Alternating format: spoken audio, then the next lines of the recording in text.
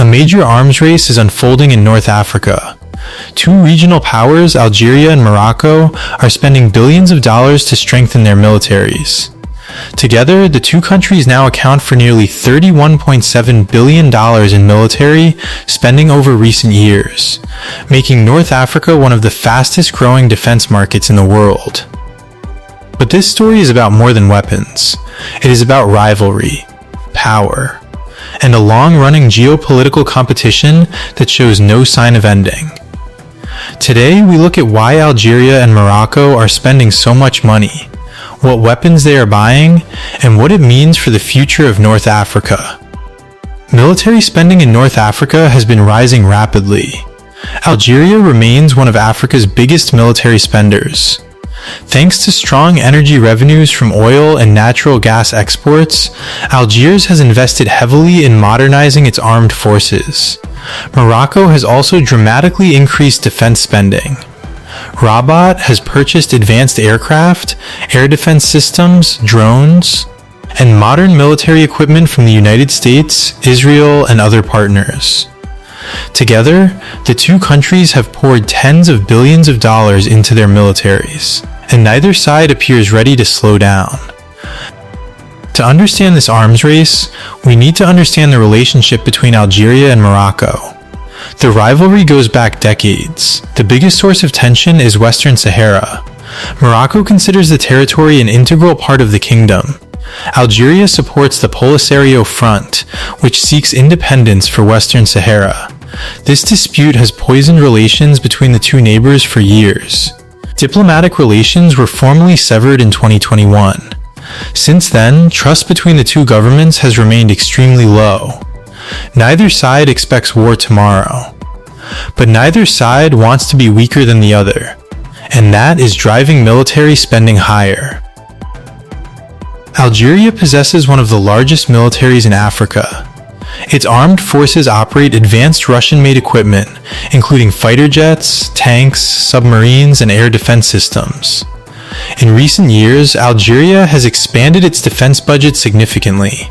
The government argues that a stronger military is necessary to defend national sovereignty and regional stability.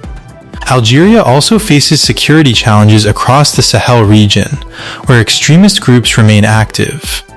From Algiers' perspective, military modernization is both a regional necessity and a strategic priority.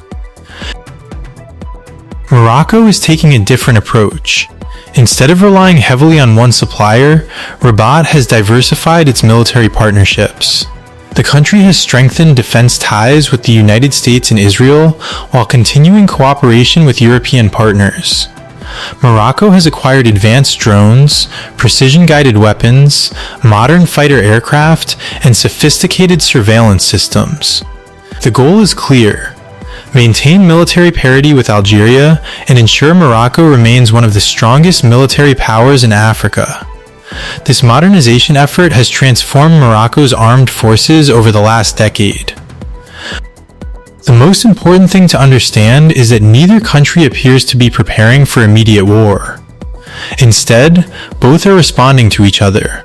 When Algeria buys new weapons, Morocco responds. When Morocco upgrades its military, Algeria responds.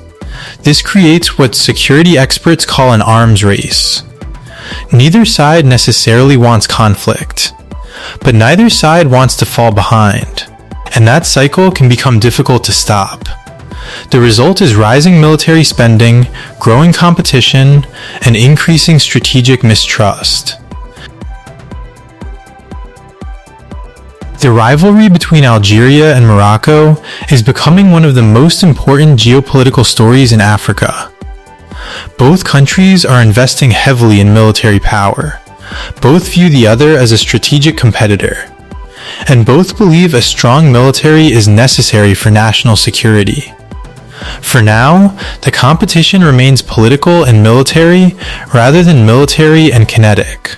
But as spending continues to rise, the stakes are getting higher. The big question is no longer whether an arms race exists. The big question is how far it will go, and whether North Africa's two military giants can manage their rivalry without turning competition into confrontation.